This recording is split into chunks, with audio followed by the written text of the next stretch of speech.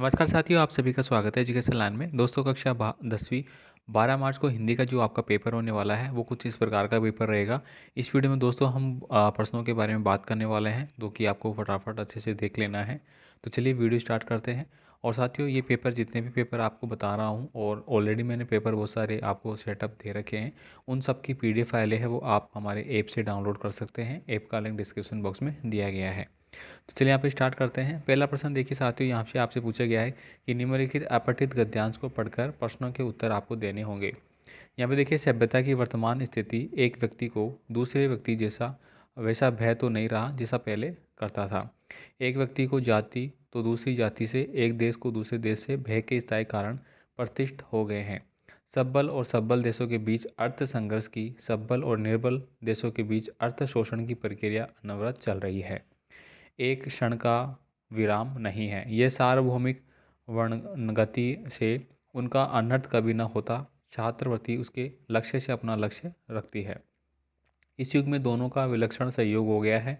वर्तमान अर्थोन्माद को शासन के भीतर रखने के लिए शास्त्र धर्म के उच्च और पवित्र आदर्श को लेकर छात्र संघ की प्रतिष्ठा आवश्यक है।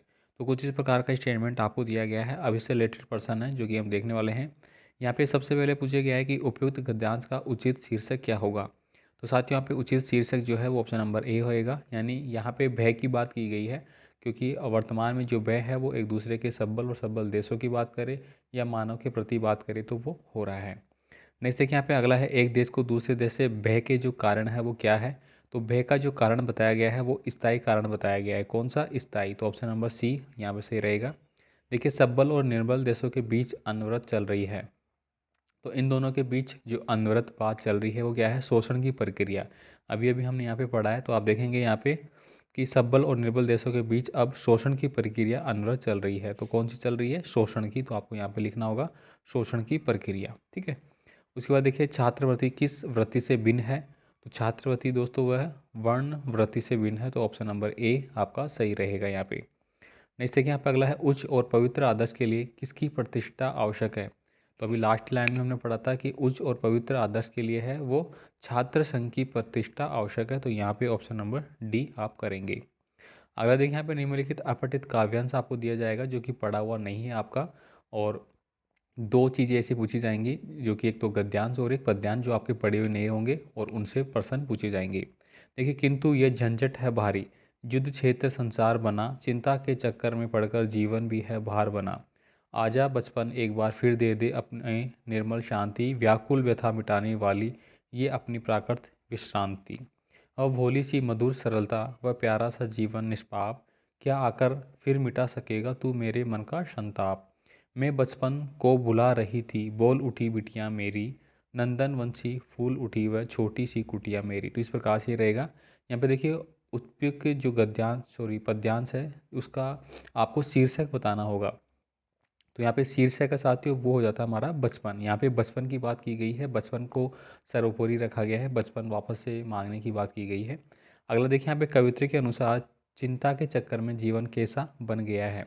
तो चिंता के चक्कर में जीवन है वो एक प्रकार का भार बन गया है। तो ऑप्शन नंबर ए आप यहाँ पे करेंगे।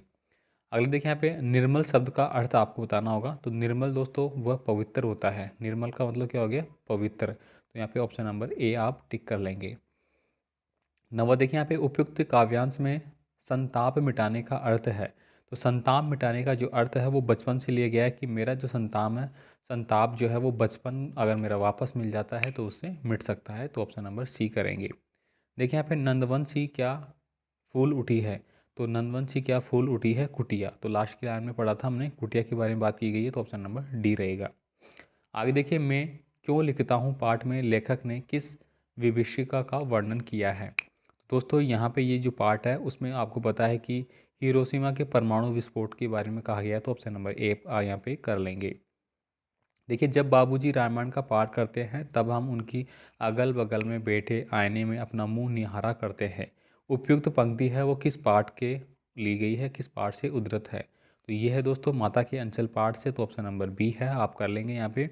आगे देखिए, यहाँ पे रिक्त स्थानों की पूर्ति आपको करना है। 6 प्रश्न है जो कि 6 नंबर के रहेंगे आपके, और ये मोस्टली व्याकरण से संबंधित है। देखिए, प्राय गुण दोष अवस्था व्यापार अमूर्त भाव तथा क्रिया ये किस संज्ञा के अंतर्गत आते हैं? तो साथियों ये सारी जो है वो हमारे भाववाचक संज्ञा के अंदर आते हैं। किसके? भाववाचक। तो यहाँ पे आपको भाववाचक संज्ञा भरनी है। आगे देखिए, ऐसे सर्वनाम जिसका उपयोग वक्ता लेखक स्वयं के लिए करता है कहलाते हैं। तो दोस्तों स्वयं के लिए जो करता है उसको आपको पता है कि क्या बोल जाता है? निजवाचक। ठीक है, निजवाचक बोला जाता है। एक तो निजवाचक होता है जिसमें 3 प्रकार के होते हैं। देखिए, एक जिसमें एक तो मैं बात करूँ मैं, एक बात करूँ तुम और एक बात करूँ आप। मैं जो है वो स्वयं के लिए है, तो यहाँ पे निजवाचक हो जाएगा। तुम जो है वो सेकंड पर्सन के लिए है। ठीक है, उसके लिए हमारा मध्यम पुरुष हो जाएगा, और आप जो है वो अन्य पुरुष के लिए हो जाएगा। देखिए यहाँ पे अगला है परिणामवाचक विशेषण के उपभेद है। साथियों परिणामवाचक जो उपभेद है उसके जो परिणामवाचक के उपभेद है वो कितने हैं वो बताने हैं आपको यहाँ पे। तो उपभेद की अगर बात करें यहाँ पे तो वो आप लिख सकते हैं, यहाँ पे हो जाएंगे मेरे उपभेद जो है वो अकर्मक सकर्मक के रूप में आपको लिखना होगा। आगे देखिए यहाँ पे 2 भेद होते हैं वैसे मोस्टली, तो आपको यहाँ पे 2 लिखना है। देखिए हिंदी भाषा में मुख्यतः उपसर्ग प्रचलित है। तो हिंदी भाषा में दोस्तों जो प्रचलित उपसर्ग है वो कितने हुआ? मोस्टली मुख्यतः 3 प्रकार के होते हैं, और ओवरऑल बात करें तो 22 प्रकार के होते हैं, जिसमें आप अभी निर दूरदर्श ये आपने पढ़े हैं। देखिए यहाँ पे वे प्रत्यय जो धातु अथवा क्रिया के अंत में लगकर नए शब्दों की रचना करते हैं उन्हें हम कहते हैं। तो उनको दोस्तों हम क्या बोलते हैं? कृत प्रत्यय बोलते हैं। कृत प्रत्यय। एक होता है हमारा तद्धित प्रत्यय और एक होता है हमारा कृत प्रत्यय। तो ये आपको लिखना होगा। अब देखिए यहाँ पे अगला है निम्नलिखित अति लघुतात्मक प्रश्नों के उत्तर आपको देने हैं। उत्तर सीमा आपको 20 शब्द लिखनी है। देखिए यहाँ पे यण संधि को उदाहरण सहित बताना है। तो यण संधि में दोस्तों आपको पढ़ लेना है आपकी जो रचना बोध पाठ्य पुस्तक है कक्षा 9 से 12वीं की, वो पढ़ लेना। 100% आपके जो भी व्याकरण के प्रश्न है एक भी गलत नहीं होगा, बस आपको एक बार उसको रिपीट कर लेना है, आपने पढ़ रखी होगी। तो देखिए यण संधि में क्या होता है? हमारा ई हो छोटा, या फिर बड़ा ई हो, या फिर ऊ हो, या बड़ा ऊ हो, इनके बाद अगर दोस्तों भिन्न स्वर आता है मेरा, कौन सा? भिन्न स्वर। ठीक है, तो वो क्या होता है मेरा? आधे वर्ण में बदल जाता है। ठीक है, जैसे कि हम लिखते हैं प्रत्येक। प्रत्येक। ठीक है, तो प्रत्येक में दोस्तों मेरा क्या हो जाएगा? प्रति धन एक। ठीक है, तो यहाँ पे देखिए ये जो है हमारा, यहाँ पे ई आ रहा है मेरा। ठीक है, और यहाँ पे क्या आ रहा है? ए आ रहा है मेरा। ठीक है, तो ए उ ए ई ये जो आते हैं हमारे, उसके बाद ये जो है वो ए में बदल जाता है मेरा। ठीक है, ये किस में? ए किस में बदल गया? ये में बदल गया। ठीक है, और ऊ जो होता है वो व में बदल जाता है। इस प्रकार से आपको पढ़ना होगा। तो ये मेरा किसका बन जाता है? या फिर आप डायरेक्ट अगर आपको पूछा जाता है कोई भी शब्द और ये व से पहले अगर कोई आधा वर्ड आ रहा है तो भी वो यण संधि में होता है। देखिए अगला है द्विगु और द्वंद्व समास में अंतर बताना है।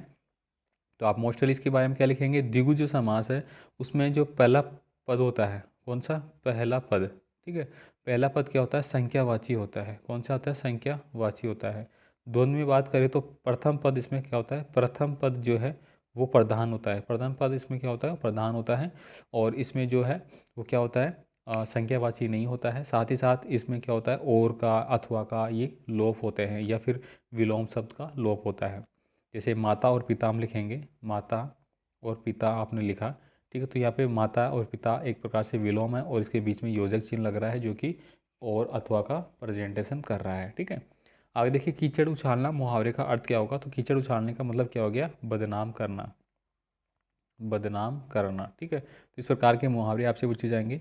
नेक्स्ट देखिए यहाँ पे एक के सादे सब सादे, सब सादे सब जाए, लोकोक्ति का अर्थ आपको लिखना होगा। तो देखिए यहाँ पे एक के सादे सब सदे, सब सादे सब जाए, यानी कि एक के सादे का मतलब क्या हो गया? आपको कोई भी कार्य करते समय आपको एक कार्य में मन लगाकर कार्य करने से क्या होगा? आपके अगर आप उसको दृढ़ता से कर रहे हैं तो वो आपके जो भी कार्य हैं वो सफल हो जाते हैं। तो ये एक प्रकार से कहा गया है। देखिए बाल गोविंद भगत पाठ के माध्यम से लेखक ने क्या दर्शाया है? तो दोस्तों आपने पता है बाल गोविंद भगत जो पाठ है उसमें क्या दर्शाया गया था? तो आप यहाँ पे लिख सकते हैं कि यहाँ पे जो पाखंडी थे, कौन पाखंडी? जो आपके कौन थे? साधु संत थे। पाखंडी साधुओं के बारे में उन्होंने सचेत किया है। क्या किया है? सचेत किया है। तो इसके बारे में यहाँ पे बताया गया है। देखिए नवाब शाह ने खीरे की सब फांकों को खिड़की से बाहर फेंककर तौलिए से हाथ और होठ पहुँचकर किस भाव को दर्शाया है? मानवीय करुणा की दिव्य चमक संस्मरण किसके संबंध में है? एक कहानी ये भी पाठ में मनु भंडारी पर किस प्रकार का प्रभाव अधिक उभर कर आया है? ये प्रश्न आपको देखने हैं भाई। तो दोस्तों आपका जो पेपर होने वाला है 12 मार्च को वो बहुत इंपॉर्टेंट है, और इसकी सारे इंपॉर्टेंट प्रश्न इस वीडियो में हम आपको बता रहे हैं। और मोस्टली दोस्तों आपको बहुत सारे प्रश्न एज इट इज़ रिपीट ऐसे कैसे देखने को मिलेंगे। बाकी अन्य पेपर के प्रश्नों के सॉल्यूशन के पीडीएफ फाइलें साथियों आपको ऐप पे मिल जाती है, जहाँ पे आपको 2013 से लेके अब तक के जितने भी पेपर हुए हैं उनके सभी प्रश्न, हिंदी हो, विज्ञान हो, आपका गणित हो, सामाजिक हो, सबके वहाँ पे पीडीएफ फाइलें अपलोड है जो कि निःशुल्क है, वो आप डाउनलोड कर सकते हैं। देखिए यहाँ पे गोपियों ने हारिल की लकड़ी किसे कहा है? मोतीन की ज्योति मिलो मिलंको मरकंद का भाव स्पष्ट करना है। देखिए खैरियत चाहते हो तो अपना यह कफन लेकर यहाँ से सीधे चले जाओ। उपयुक्त वाक्य किसने और किसके बारे में कहा है, तो ये करना है। उसके बाद देखिए यहाँ पे बड़े प्रश्न जो कि आपके खंड ब में, यहाँ पे आपको उत्तर सीमा 40 शब्द है। नेताजी ने सॉरी कैप्टन ने नेताजी की मूर्ति पर चश्मा है वो क्यों लगाया था? भगत का निर्णय अटल था, तू जा नहीं तो मैं इस घर को छोड़कर चल दूंगा। बाल गोविंद भगत ने ऐसा क्यों कहा? लेखक ने गाड़ी में बैठने पर नवाब साहब ने क्या प्रतिक्रिया की? लखनवी अंदाज पाठ के आधार पर बताना होगा। फादर कामिल बुल्के के व्यक्तित्व की कोई दो विशेषता बतानी होगी।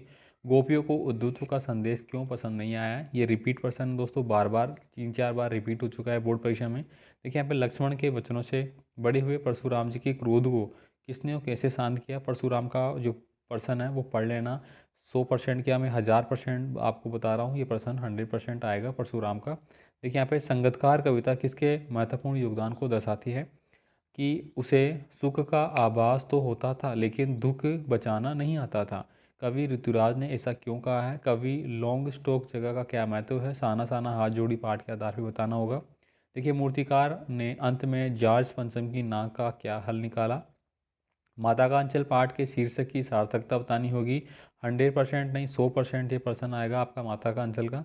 देखिए कवि ऋतुराज के व्यक्तित्व और कर्तृत्व पर आपको टिप्पणी लिखनी होगी या फिर सूरदास के, दोनों में से आप कोई को भी याद कर लेना।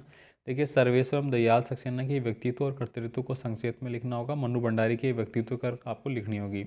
उसके बाद देखिए अपन निम्नलिखित पठित गद्यांश जो आपकी पाठ्य पुस्तक से होंगे, देखिए एक तो ये वाला है और एक ये है, दोनों में से आपको कोई सा भी करना होगा और इसका क्या करना है, सहप्रसंग व्याख्या करनी है। उसके बाद ही आपको पठित गद्यांश पद्यांश दिया जाएगा तो अपनी पाठ्य पुस्तक से दोनों में से कोई सा भी आपको जो अच्छा लगे वो पढ़ते हुए करना होगा। उसके बाद देखिए यहाँ पे लेखक महावीर प्रसाद द्विवेदी ने स्त्री शिक्षा के महत्व को किस प्रकार सिद्ध किया है? 60 शब्दों में उत्तर देना आपको। संगीत एक आराधना है, कैसे? नौबत खाने में इबादत पाठ्य के आधार पर आपको करना होगा। आत्मकथ्य कविता का मूल भाव लिखना होगा या उत्साह कविता के बारे में आपको बताना होगा। अब देखिए यहाँ पे निबंध लिखना होगा किसी एक विषय पर जिसमें जीवन में एक शिक्षा का महत्व हो गया, वैश्विक महंगाई हो गई, स्वस्थ जीवन सुख का आधार है और मेरा प्रिय कवि, इनमें से आप किसी एक पे लिख सकते हैं। उसके बाद देखिए यहाँ पे स्वयं को राजकीय उच्च माध्यमिक विद्यालय बिलासपुर का नरेंद्र मानकर प्रधानाचार्य महोदय से खेल सामग्री मंगवाने हेतु प्रार्थना पत्र करना है और आपके स्कूल में खेल के लिए आपको क्या करना है, सामग्री की आवश्यकता है, इसके लिए आपको आवेदन करना है। देखिए स्वयं को रसालगढ़ का निवासी सुरेश मानकर अपने छोटे भाई को शिक्षा का महत्व बताते हुए पत्र लिखना है। उसके बाद देखिए यहाँ पे दिव्यांग बच्चों द्वारा बनाई गई मिट्टी की मूर्तियों को बिक्री हेतु विज्ञापन देना है आपको, या वसंत ऋतु में विद्यालय में उद्यान में पुष्प प्रदर्शनी देखने के लिए विज्ञापन देना है।